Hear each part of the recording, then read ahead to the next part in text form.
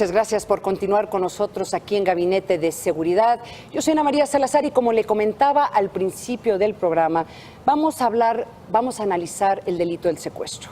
Y por eso le doy la bienvenida a Facundo Rosas, que es, él dice que es consultor en seguridad, pero yo creo que Facundo, bienvenido al programa. Yo creo que eres de las personas que más conoce sobre el tema de secuestro, no solamente en México, porque México pues, es uno de los países donde se ha vivido con más fuerza, desafortunadamente, este delito, pero yo creo que eres uno de los expertos mundiales en el tema. Estuviste trabajando o atendiendo a este tema por 17 años. Por 17 años. En diferentes corporaciones del gobierno federal. Y me estabas comentando fuera del aire que has atendido por más de 1,500 secuestros. Eso es yo creo que sería muy difícil encontrar a alguien que tenga este tipo de experiencia, Facundo. He tenido la oportunidad de servir durante mucho tiempo al pueblo de México en este tema tan delicado y pues lo he hecho con total convicción. Creo que hay por ahí parte de lo que hemos dejado como experiencia, como elementos que se pueden retomar y yo realmente me siento muy satisfecho. A ver, empecemos con esta batería de preguntas que siempre hacemos aquí en Seguridad, en Gabinete de Seguridad.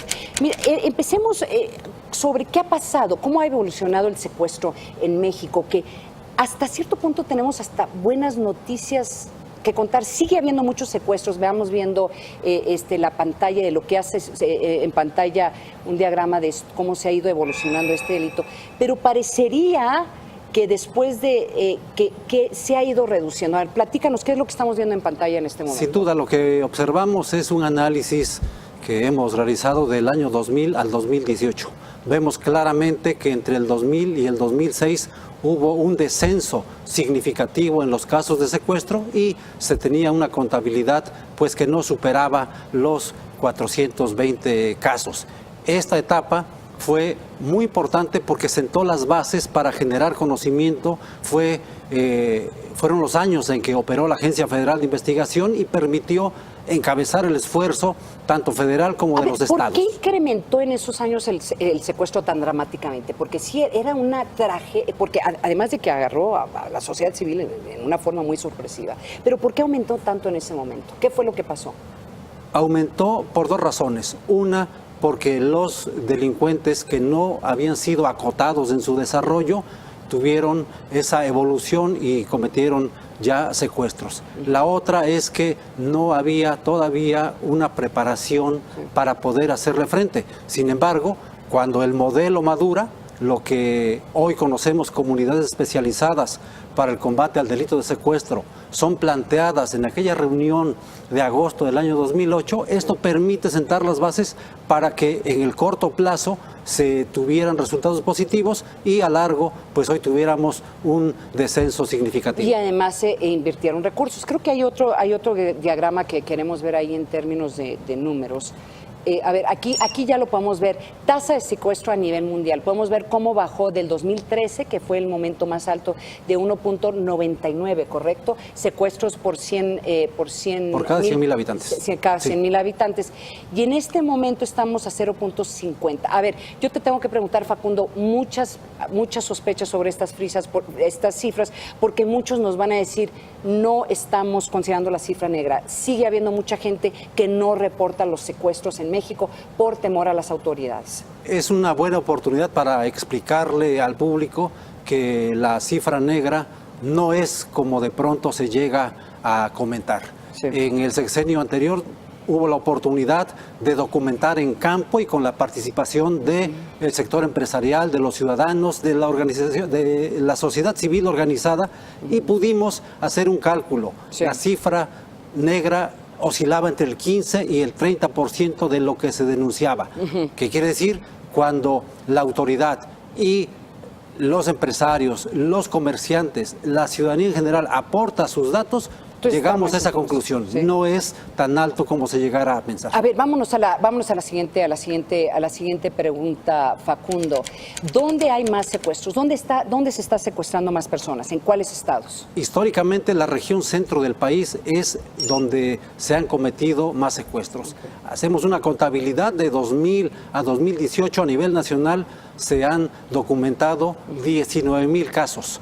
La región centro es donde más se han cometido estos ilícitos, estamos hablando de un 43%, y el Estado de México, por el tamaño de su población, es la que ha concentrado más casos. Pero sigue siendo muchos secuestros, Facundo. O Sí. sea, la tragedia del Estado de México es que es el estado donde históricamente ha habido muchos secuestros y la dificultad que ha tenido el Estado de México de poderlo controlar. Sí, por el tamaño de su población. Se ve un dato muy abultado.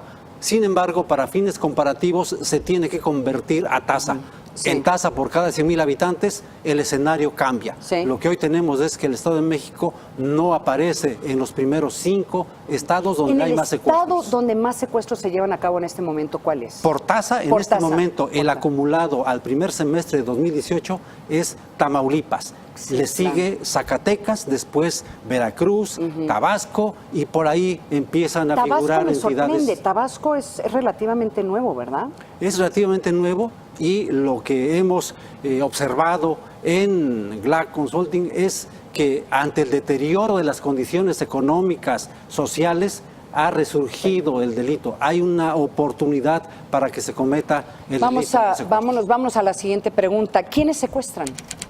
Tenemos 2 perfiles identificados. El primero son delincuentes que han evolucionado desde delitos menores, particularmente robo de autopartes, que van creciendo y se van dedicando a actividades mucho más complejas y finalmente terminan siendo secuestradores. El otro perfil es de los grupos que se van desprendiendo del narcotráfico y del narcomenudeo. Sí. Se dedican a este delito, han migrado. Hay que aclarar que lo que estamos viendo en este momento es un diagrama de quiénes son las víctimas del secuestro. ¿Por qué no entramos ya a la siguiente pregunta? ¿Cómo deciden a quién secuestrar? Y nos vuelven a enseñar este diagrama, si es posible.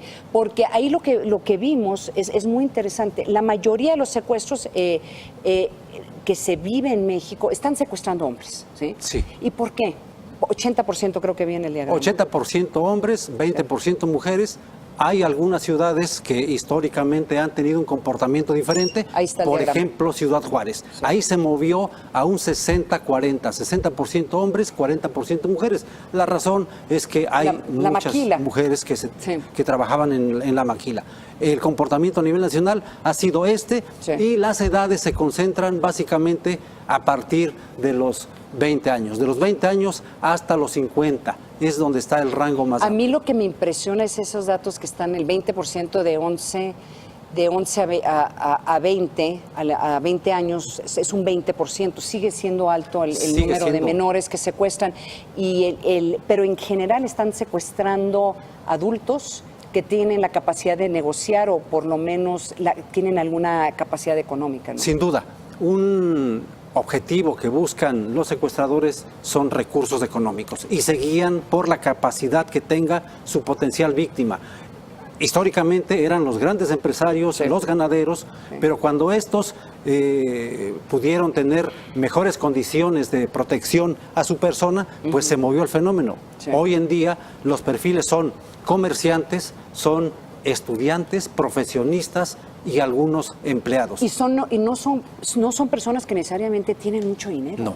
Ahí lo que hemos detectado en el análisis es que se guían por lo que realmente pueden saber de ellos o lo que aparentan ser. Aquí se necesita congruencia. ¿Qué tan cierto es ese dato de que el 80% de los secuestros se llevan a cabo por personas que te conocen? Hay un porcentaje de personas que pueden estar próximas a la víctima o a la potencial víctima, es para obtener información. Fuera de eso, no es tan certero de que participen en la banda. El porcentaje es menor. Ahorita vamos a ver hacia el final del programa de algunas recomendaciones para prevenir este delito. Vámonos a la siguiente pregunta, que pues yo creo que es la pregunta fundamental, es que aunque sí ha habido una reducción del secuestro en México, para la población sigue la percepción de que sigue siendo un delito que se vive potencialmente a diario, ¿no? Y en parte yo creo que tiene que ver, Facundo, porque no sé si en estos datos están diferenciando entre el secuestro express, el secuestro de migrantes para traficantes. O sea, aquí estos datos son solamente secuestros en donde se llevan a una persona y les exigen dinero y a cambio. Exactamente, sí. Es solamente el secuestro en el que se pide rescate. Sí. Es un esquema muy estudiado, sí. Y lo que se ha... Pero todos los otros, el secuestro express y el tráfico de personas no están en estos datos. Se contabiliza por separado. Sí. Tiene que ver con cuestiones jurídicas que garanticen su persecución. Y además de que se disparan los datos ya se disparan los datos cuando los juntas muy todos. Altos, serían muy altos y se podría distorsionar. Y por eso dicen que México es el país donde hay más secuestros. ¿Cómo reducir el secuestro en México entonces? Bueno, hay un modelo que ha funcionado que se denomina unidades especializadas contra el delito de secuestro. El origen de estas unidades se dio en el sexenio anterior.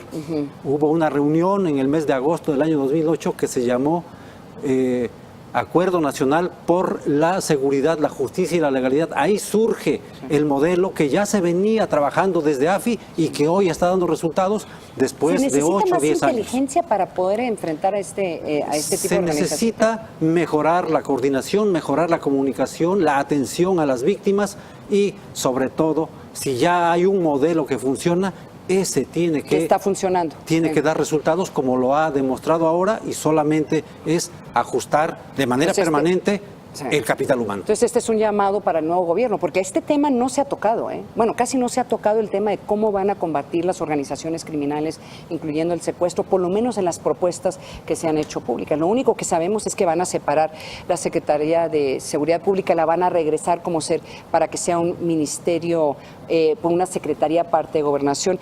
Que esto nos lleva a la última pregunta de este programa, es qué hacer antes, durante y después de un secuestro. ¿Qué recomendaciones tienes tú después de haber tenido más de 1.500 secuestros, 17 años de experiencia? ¿Cuáles son la clave es la prevención, fortalecer la cultura de la seguridad personal, la cultura de la legalidad y por supuesto de la denuncia. La gente no denuncia. ¿Por qué no denuncia? Por falta de conocimiento. O de confianza. Por supuesto, se tiene que generar mucho más confianza, se tiene que seguir trabajando muy cercano a la ciudadanía y los tips son que estén atentos a todo su entorno. Si observan un vehículo con vidrios polarizados, una persona que está más tiempo de lo ordinario fuera de su casa, de su negocio, hay que dar aviso a la autoridad. Se tienen que evitar las rutinas para ir al trabajo, a la escuela, a los sitios de diversión, sobre todo a los jóvenes, a los antros. No permanecer dentro de los vehículos por mucho tiempo porque se pierde todo el entorno. No sabes lo que está pasando alrededor de sin duda. Y bueno, también hay que revisar cada uno de los antecedentes de los empleados, de la gente que esté más próxima en el servicio doméstico, en el negocio, en las oficinas. Sorprende, Facundo, viviendo en partes del país donde hay tantos secuestros, les preguntan si tienen las familias protocolos para poder por lo menos reaccionar, o sea, ¿qué hacer? No lo tienen. ¿Qué hacer? Y seguimos con estas recomendaciones. No divulgar información más allá de su primer círculo. Hoy que están tan de moda las redes sociales, la gente tiene que ser mucho más precavida, más discreta. ¿Por qué? Porque hay todavía algunos delincuentes que están atentos a la percepción. ¿Qué vehículo conduces? ¿Qué vestimenta tienes? ¿Qué lugares frecuentas? Y a lo mejor no tienes la capacidad económica para ir a esos sitios. Una pregunta sobre expertos. ¿Tú tienes sabes qué porcentaje de los secuestros en el país los atienden las autoridades y qué porcentaje lo están atendiendo expertos? ¿Sabemos?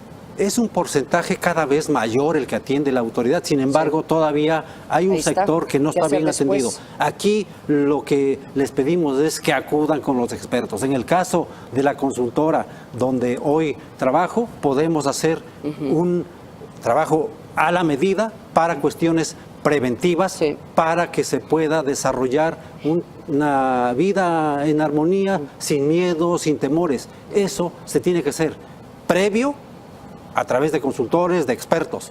Cuando ya sucedió el evento, se tiene que dar aviso a la autoridad. Se tiene que dar aviso. Eso Sin duda, es la fundamental. mejor forma Sí. de ir abatiendo este delito. Pero previamente, las medidas de Tú- prevención son fundamentales. ¿Tú tienes esperanzas de que el delito siga reduciéndose? Hay una marcada disminución, no como quisiéramos, Sí. no es significativa, pero el hecho de ya haber una tendencia a la baja implica de que el modelo está funcionando, de que la gente está asumiendo también parte de la solución del problema, se está cuidando, está evitando exponerse, porque esa es una cuestión que aprovechan los delincuentes, y creo que si hay una coordinación, hay una mejor aplicación de lo que ya está en la legislación, O sea que más el aquí- trabajo de las consultorías, podemos hacer frente O sea al que problema. aquí el mensaje para concluir el problema es que no cambien lo que está funcionando. Hay que mejorar. Sin duda, el modelo está funcionando, tiene su origen de hace 10 años, está maduro, hay Sí, que perfeccionarlo, hay que apostar al capital humano, evaluarlo, capacitarlo y hacerlo responsable. Facundo Rosas, un hombre que tiene más de 17 años atendiendo secuestros en México, más de